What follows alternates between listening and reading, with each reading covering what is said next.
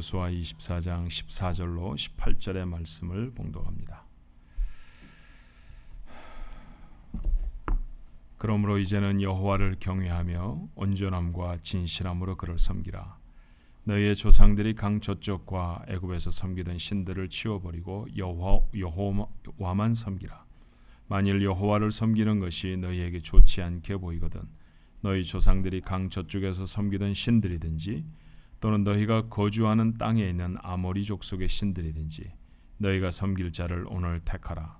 오직 나와 내 집은 여호와를 섬기겠노라 하니 백성이 대답하여 이르되 우리가 결단코 여호와를 버리고 다른 신들을 섬기지 아니하오리니 이는 우리 하나님 여호와께서 친히 우리와 우리 조상들을 인도하여 애굽 땅 종되었던 집에서 올라오게 하시고 우리 목전에서 그 큰 이적들을 행하시고 우리가 행한 모든 길과 우리가 지나온 모든 백성들 중에서 우리를 보호하셨음이며 여호와께서 또 모든 백성들과 이 땅에 거주하던 아모리 족속을 우리 앞에서 쫓아내셨습니다. 그러므로 우리도 여호와를 섬기리니 그는 우리 하나님이심이다 하니라. 아멘. 아주 좋은 날 주신 하나님 앞에 감사합니다. 자, 옆에 분들하고 같이 한번 인사하시죠. 뵙고 싶었습니다. 보고 싶었습니다. 감사합니다.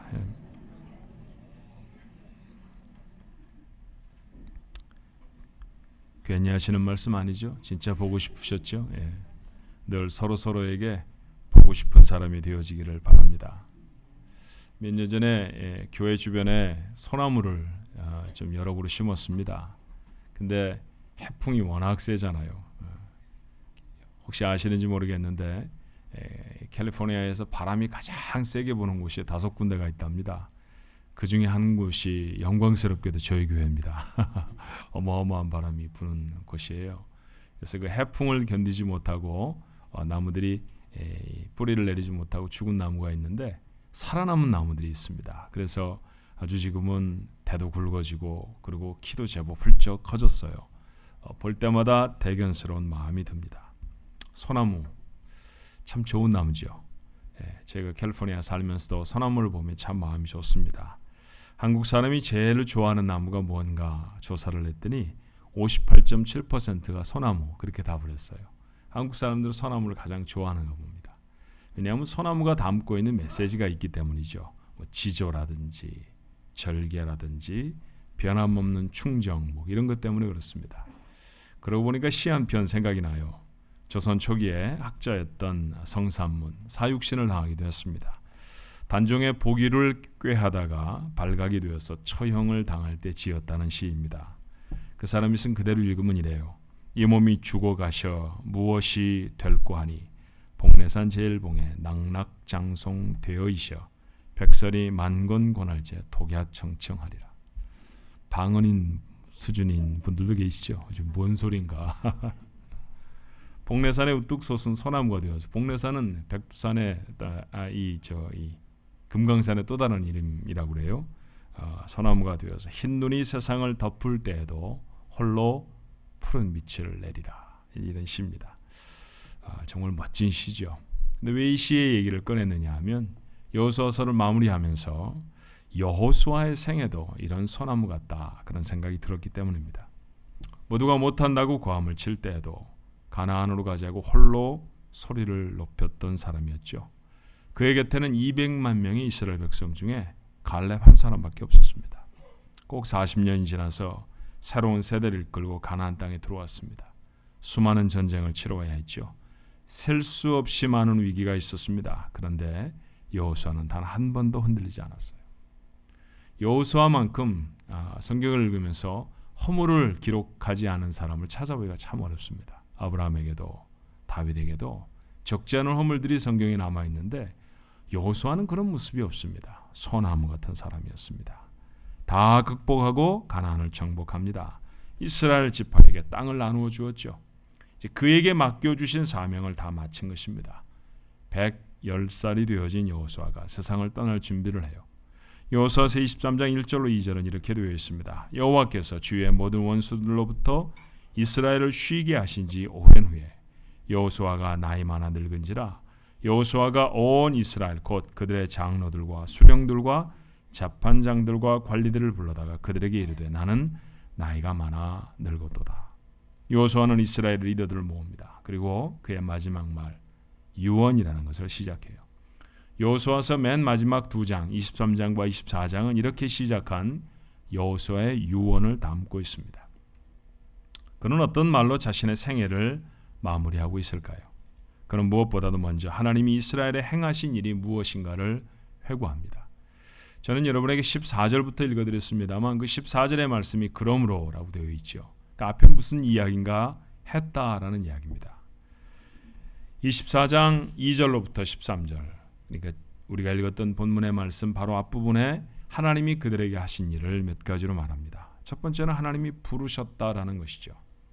이스라엘의 조상은 아브라함입니다. 그런데 그가 어떻게 하나님의 백성 이스라엘의 조상이 되어졌을까요? 여호수아는 말합니다. 여호수아가 모든 백성에게 이르되 이스라엘의 하나님 여호와께서 이같이 말씀하시기를 옛적에 너희의 조상들 곧 아브라함의 아버지 나홀의 아버지 데라가 강 저쪽에 거주하여 다른 신들을 섬겼으나 내가 너희의 조상 아브라함을 강 저쪽에서 이끌어내어 가나안 온 땅에 두루 행하게 하고 그의 씨를 번성하게 하려고 그에게 이삭을 주었으며 하나님이 부르셔서 이끌어내신 것이 아브라함의 시작이었고 이스라엘 백성의 시작이었다는 것이죠. 오늘 여호수아는 잊지 않습니다. 그의 가족은 우상을 섬기던 사람들이었습니다. 다른 말로 말하면 하나님과 관계가 없는 사람들이었습니다. 그런데 그들의 하나님이 되어주셨습니다. 아버지가 되어주신 것, 그것은 하나님의 부르심으로 인하는 것이라고 말합니다. 여호수아는 오늘 확인하지요. 이스라엘이 하나님의 백성이 된 것은 그들이 똑똑하거나 그들 스스로가 하나님을 선택한 것이 아니라 하나님이 불러내셨기에 시작된 일이라는 것입니다. 두 번째로 하나님이 건지셨다고 그는 증거해요. 하나님의 부르심을 따라 나선 아브라함의 삶 속에도 어려움은 있었습니다. 기근을 만나기도 했고요. 주변에 사람들이 자신을 다 죽이려고 그런 신분의 위협을 당해서 결국 거처를 다른 곳으로 옮겨갈 수밖에 없을 때도 있었습니다. 결국 그들은 애굽으로 이주하게 되었고 마침내는 그 땅의 노예가 되어버립니다. 400년 만에 소망이 없던 이들에게 모세를 보내시고 출애굽하게 하신 분이 누구셨을까요? 여호수아서 24장 5절은 이렇게 말해요. 내가 모세와 아론을 보내었고 여기 나라는 것은 하나님이라는 말씀입니다. 또 애굽에 재앙을 내렸나니 곧 내가 그들 가운데 행한 것과 같고 그 후에 너희를 인도하여 내었노라. 출애굽을 이루신 분 하나님이셨습니다. 출애굽한 이스라엘 백성에게도 여전히 위기가 있었습니다. 어떤 때는 바다가 앞을 막아서기도 했습니다. 이들을 몰살시키고자 벌떼같이 강한 민족들이 달라들기도 했습니다. 그때마다 그들의 위기를 면하는 것은 그들의 손에 들려져 있는 무기가 아니고 그들의 전쟁의 능력이 아니었습니다. 여호수아는 증언해요. 12절입니다. 내가 왕벌을 너희 앞에 보내어 그 아모리 족속의 두 왕을 너희 앞에서 쫓아내게 하였나니 너희의 칼이나 너희의 활로서 이와 같이 한 것이 아니며 하나님이 하셨습니다. 그들을 불러내 자기의 백성으로 삼으신 하나님이 하나님의 백성을 건져내셨다라는 것이죠.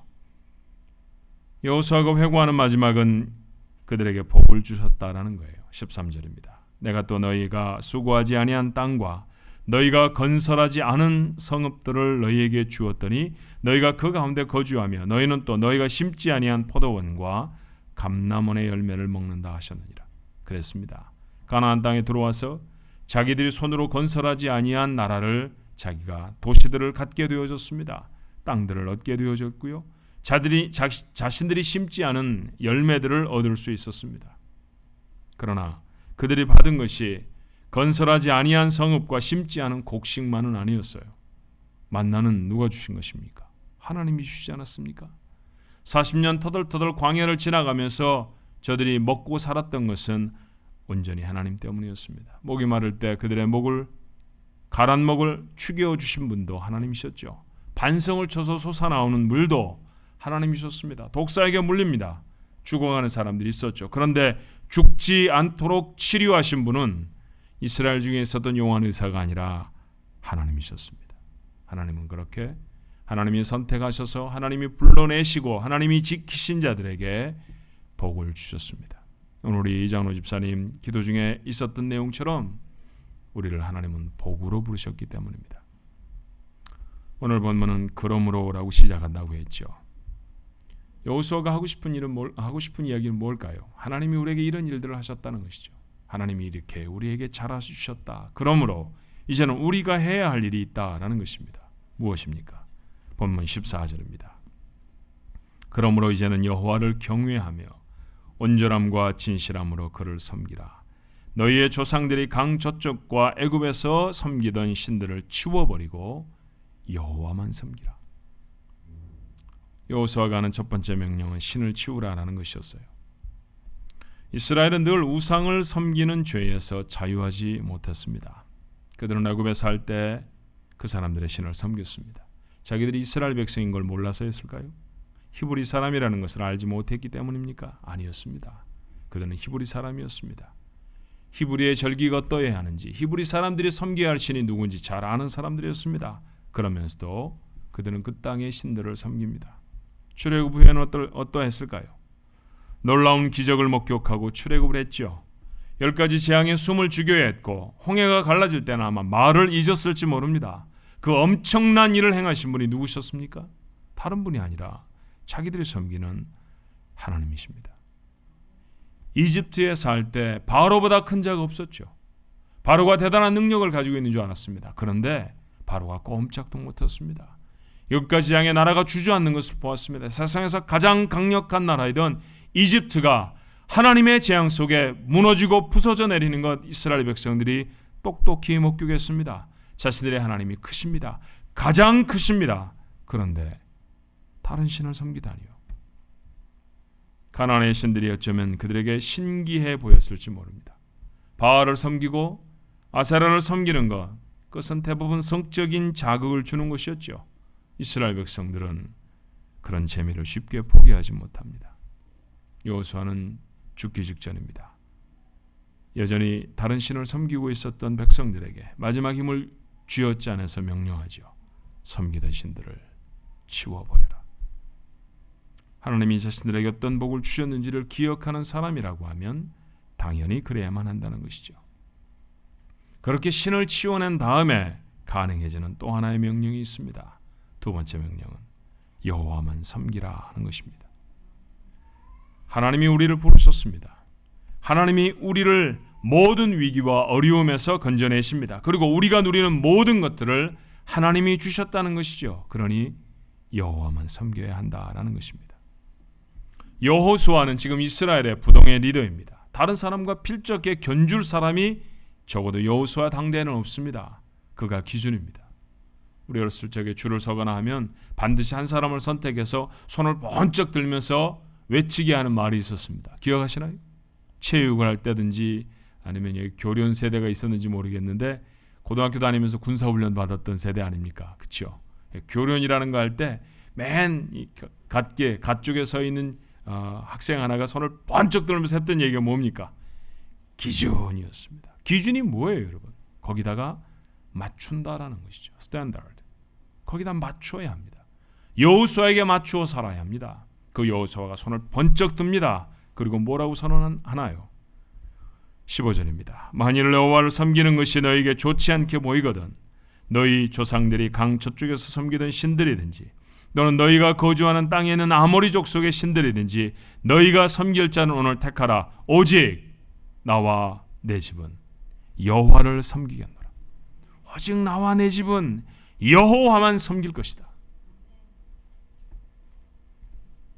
여호수아의 고백이었습니다. 이것이 여호수아의 유언이었죠. 오늘 유언을 대하는 우리 스스로를 한번 생각해 보아야 하지 않습니까? 우리는 어떻게 하나님의 백성이 되었던가요? 예수를 믿는 게 참 멋있어 보여서 정말 괜찮아 보여서 그렇게 해서 교회를 출입하기 시작했고 그렇게 해서 예수를 믿었던 사람들이 우리 중에는 아무도 없습니다. 내 선택이 아니었다는 것이죠. 우상을 섬기던 집안의 아브라함을 부르시듯이 하나님을 알지도 못하던 우리를 하나님은 불현듯이 부르셨습니다. 무슨 재능이나 무슨 가능성을 보고 하신 것이 아님을 우리는 잘 압니다. 전적으로 우리를 사랑하셨기 때문입니다. 그 우리의 삶을 바울은 에베소서 2장에 이렇게 적었습니다. 그때 그때였습니다. 하나님 알지 못했을 때 말입니다. 너희는 그 가운데서 행하여 이 세상 풍조를 따르고 공중의 권세 잡은 자를 따랐으니 곧 지금 불순종의 아들들 가운데서 역사하는 영이라. 전에는 우리도 다 그 가운데서 우리 육체의 욕심을 따라 지내며 육체와 마음이 원하는 것을 하며 다른 이들과 같이 본질상 진노의 자녀이었더니 긍휼이 풍성하신 하나님이 우리를 사랑하신 그 큰 사랑을 인하여 허물로 죽은 우리를 그리스도와 함께 살리셨고 너희는 은혜로 구원을 받은 것이라. 세상의 풍조, 불순종의 아들, 육체의 욕심, 진노의 자녀, 그때 우리의 모습이고 그때 우리에게 익숙했던 삶의 모양들입니다. 그런데 여기서 하나님이 건지셨다는 것이죠. 이유가 무엇이었나요? 하나였습니다. 나를 사랑하셨기 때문입니다. 그러므로 바울은 다시 말해요. 에베소 2장 8절에 너희는 그 은혜에 의하여 믿음으로 말미암아 구원을 받았으니 이것은 너희에게서 난 것이 아니요 하나님의 선물이라. 은혜로 구원을 받았다라는 것입니다. 바랄 수 없는 중에 받았다라는 것이죠. 기대할 수 없었던 신분을 얻었습니다. 요한은 증거하지 않습니까? 요한복음 1장 12절의 말씀에 영접하는 자 곧 그 이름을 믿는 자들에게는 하나님의 자녀가 되는 권세를 주셨으니 하나님의 자녀가 되었습니다. 여전히 죄 중에 있고 여전히 세상의 풍조를 따르고 여전히 진노의 대상이었던 저희들을 하나님이 사랑하셔서 건지셨습니다. 그리고 우리를 종 삼으신 것이 아니라 아들이라고 딸이라고 부르십니다. 하나님의 자녀가 된 것, 오늘 성경 권세라고 표현해요. 여러분 생각해보면 하나님의 자녀가 된 다음에도 우리에게 수없이 많은 위기가 있지 않았습니까? 지나온 세월들 속에 위기를 한 번도 경험하지 않고 살았던 분은 이 자리에 아무도 안 계십니다. 여전히 우리 앞에 지금도 위기가 놓여 있습니다. 어떻게 이겨냈나요? 어떻게 이겨낼 수 있을까요? 이스라엘이 칼과 활로 이긴 것이 아닌 것처럼 돌아보면 내 지식이나 내 경험이나 내 능력이 아니었습니다. 누가 그 불같은 어려움에서 나를 건져내셨을까요? 누가 오늘 우리가 누리는 이런 삶이 가능하도록 해주셨을까요? 하나님이 건지셨고 하나님이 부으신 복인 줄로 믿습니다. 여호수아가 이스라엘의 지도자로 세워질 때 그는 두려웠습니다. 모세를 필적할 자신이 없을지 몰라요.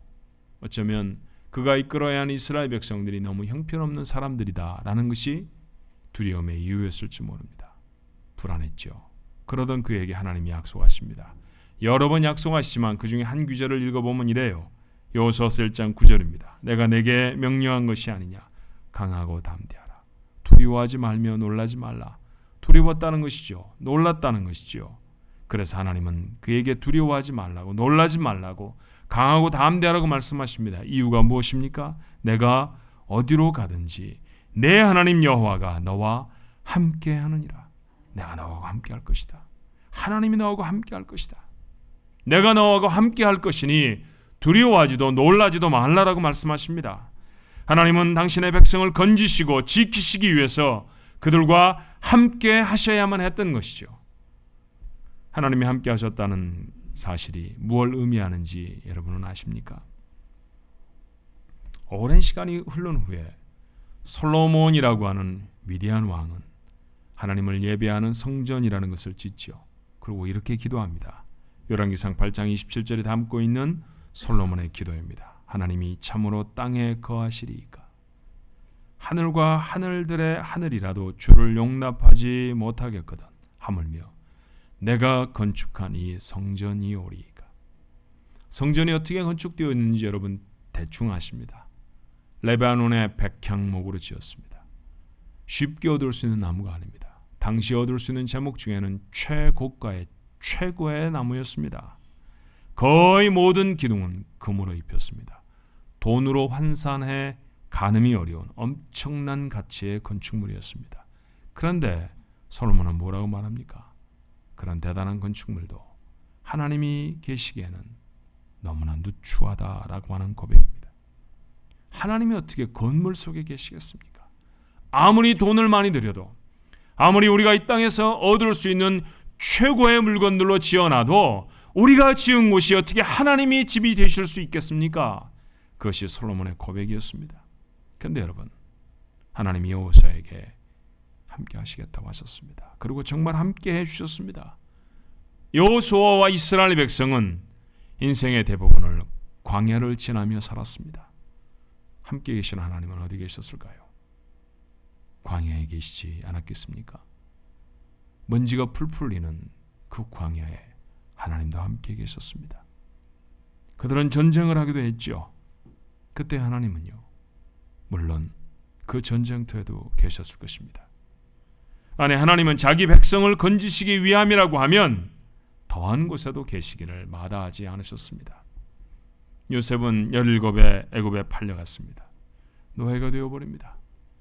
마당을 쓸고 헛간에서 잤을 것입니다. 그런데 성경은 이렇게 기록해요. 창세기 39장 2절에 여호와께서 요셉과 함께 하심으로 그가 형통한 자가 되어 그의 주인 애굽 사람의 집에 있으니.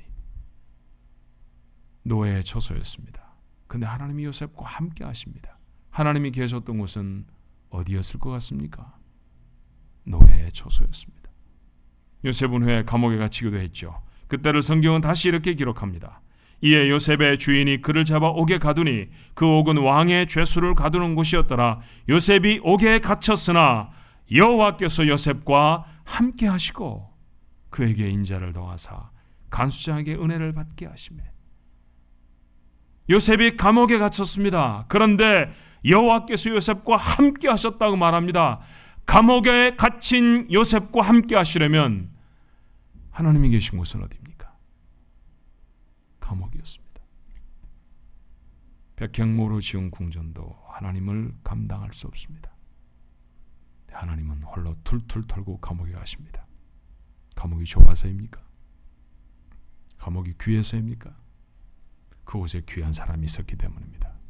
당신의 백성, 놓칠 수 없는 당신의 백성, 절대로 잃어버려서는 안 되는 당신의 백성, 절대로 보호하고 절대로 지키고 반드시 복으로 세워야 할 하나님의 아들이 그곳에 있기 때문에 하나님은 감옥에도 계셨습니다. 우리의 고백도 같은 것 아닙니까? 힘겹게 일하는 일터에도 하나님은 계십니다. 샌드위치를 싸는 곳이면 어떻고 남의 옷에 얼룩을 빼는 자리면 어떻습니까? 하나님은 그곳에도 함께 하십니다. 땡볕을 온통으로 다 받아가면서 공사장에서 거친 일을 하는 자리에도 우리는 혼자 있었을 때가 없습니다. 하나님은 그 공사장에도 나와 함께 계셨습니다. 실패와 좌절로 얼룩진 자리에도 절대로 나는 혼자 있었던 때가 없었습니다. 하나님이 함께 계셨습니다. 수술실에 들어가 보신 경험이 있나요? 침대에 실려서 수술로 가는 길은 정말 한참을 가야 하는 어두운 터널과 같이 불안하고 어려운 곳입니다. 식구들이 따라오죠. 손을 붙잡아주기도 하고 괜찮아, 괜찮아. 정말 나와서 나올 거야. 잘 될 거야. 온갖 격려를 다하며 옵니다. 그 손을 계속 붙들고 수술실에 들어갈 수 있으면 그렇게 생각이 들 때가 참 많죠. 그러나 수술실 문 앞에서 의사들은 내 가장 사랑하는 사람들을 막아 세웁니다. 들어오실 수 없습니다. 가족이라 할지라도, 피를 나는 가족이라 할지라도 들어갈 수 없는 곳이 있습니다. 그렇게 차디찬 베드에 눕혀집니다. 근데 여러분, 그 자리에 함께 계셨던 분은 하나님 아니십니까? 그 자리까지도, 가족까지도 동행할 수 없는 그 자리에까지라도 함께 하셨던 분이 하나님이셨습니다. 하나님이 함께 계셨습니다. 그래서 이겼죠. 그래서 복을 받을 수 있었을 줄로 믿습니다. 내가 호흡하는 공기 한 주, 내가 섭취하는 빵 한 조각, 내가 입고 있는 옷감 한 자락, 하나님이 주지 않은 것 없습니다. 하나님이 공급하셨습니다. 함께 하시는 하나님이 주셔서 오늘 내가 있는 줄로 믿습니다. 아직 끝나지 않은 고난이 있다고요? 두려워하지 마십시오. 여러분, 그 자리에도 하나님은 함께 하실 줄로 믿습니다. 하나님이 지시는 싸움 보셨습니까? 없죠. 그러니 반드시 이길 줄로 믿습니다. 제게는 나이 차이가 좀 나는 여동생이 하나 있답니다. 근데 이 아이가 워낙 선머시마 같아가지고 나가면 꼭 남자애들하고 놀았습니다. 그러다 보니 얻어맞기도 하고 싸우기도 하고 그러죠. 오늘 학교에서 돌아오는데 아이가 집 앞에 앉아 있어요. 머리는 다 엉클어지고 옷도 다 풀어 헤쳐져 있습니다. 머리에 흙을 잔뜩 뒤집어쓰고 얼굴에는 상처도 좀 났습니다. 징징 짜고 있는데 틀림없이 얻어맞은 거예요. 물었죠. 누가 이렇게 했어? 동네에는 누가 그랬다는 거예요. 제가 그 손을 탁 낚아채고 갔습니다. 동네로 갔죠. 놀이터에 우리 아이를, 내 동생을 때린 아이들이 잔뜩 서 있었습니다. 기세 좋게 나를 데리고 갔던 아이가 제 뒤에 턱 숨더라고요. 그렇죠? 오빠가 알아서 해줄 거라고. 제가 나섰습니다. 제가 뭐 대단히 싸움을 잘하는 사람은 아닙니다만 적어도 나이 차이가 한참 나는 제 동생의 친구들 정도는 너댓 명 정도 달라들어도 거뜬합니다. 그 앞에서 누가 내 동생을 때렸어? 그랬더니 다 도망가더라고요. 그렇습니다. 그랬더니 도망간 다음에 썩 나와서 덤벼봐! 그러더라고요, 내 동생이. 그때 생각이 났습니다. 하나님이 더 크십니다. 하나님이 지시는 싸움은 없습니다. 하나님 뒤에 숨으십시오. 하나님 여러분과 함께 하십니다. 막아선 것이 질병이든지 가난이든지 문제이거나 사건이든지 두려워하지 마십시오. 함께 하시는 하나님이 계시다고 하면 문제는 해결된 줄로 믿습니다. 아버지 하나님의 손을 붙들고 승리하는 여러분 되기를 축원합니다. 그러니 여러분, 여호수아처럼 여러분에게 도전하고 싶어요. 그러니 어떻게 해야 할까요? 그렇게 채워주시고 그렇게 지키시고 그렇게 함께해 주시는 하나님을 들으셨으면, 아셨으면 어떻게 하셔야 하겠습니까? 여호수아처럼 여러분에게 도전하고 싶어요. 우상을 치워버리십시오. 적당히 재미있고 때때로 죄에 빠지게 하는 우상들 언제까지나 깊숙이 숨겨두겠습니까?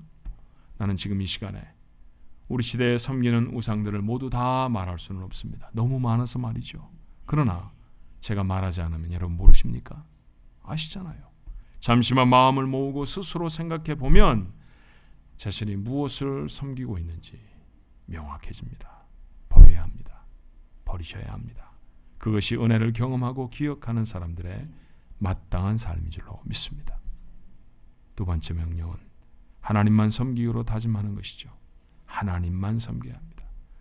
하나님을 예배하고 하나님 영광을 위해서 일하고 하나님이 주신 사명을 위해서 하십시오.